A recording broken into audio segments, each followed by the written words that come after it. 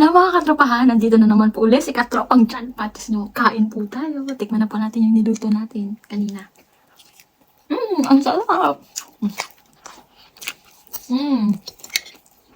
Diba?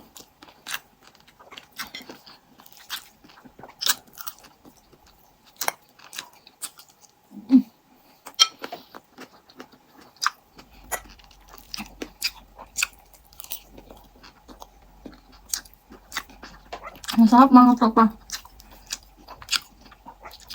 Simpleng chicken lang po siya. Ayan, ang sarap po. Kain ko kayo. Sarap. Sarap. Tara mga katrapahan at ipapakita ko sa inyo kung paano lutuin ang aking crispy chicken spicy sweet and sour. Kuha ng kaserola, painitin, lagyan ng mantika, olive oil, kahit anong klaseng mantika. And then hiwain ang chicken at hugasan mabuti mga katrapahan. Mabuti ha.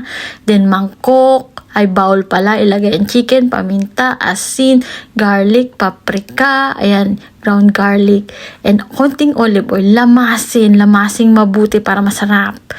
And then bowl, cornstarch, konting harina, ayan mga katropahan ha, asin, paminta, paprika, and then ground garlic.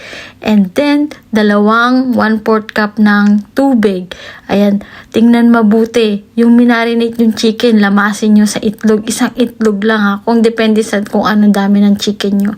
And then, lamasin nyo sa ginawa nyong sauce na cornstarch with flour. Ayan, ganyan lang, napakasimple lang mga katropahan. O, diba? O, yan.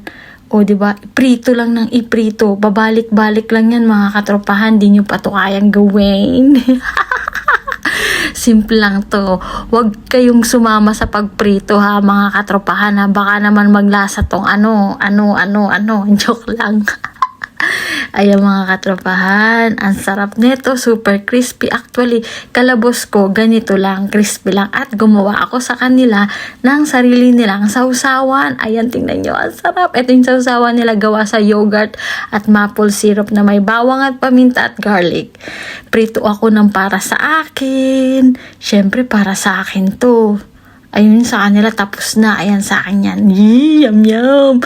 Kuha ng kawali, lagyan ng butter, lagyan ng lime or lemon, and then maple syrup. Ayan, haluin lang siya. Pakuluin siya ng pakuluin, haluin. Lagyan ng garlic, ground garlic, wag ng paprika, chili pala yan, chili yan, sarap nyon. And then ilagay mo na yung crispy chicken mo. Ayun kita nyo mga katropahan, solid yan, indeed na masarap yan. Lagay sa mangkok, sarap. Eto na, ito ang para sa akin, I love it. Kain tayo, ang bangon, sarap.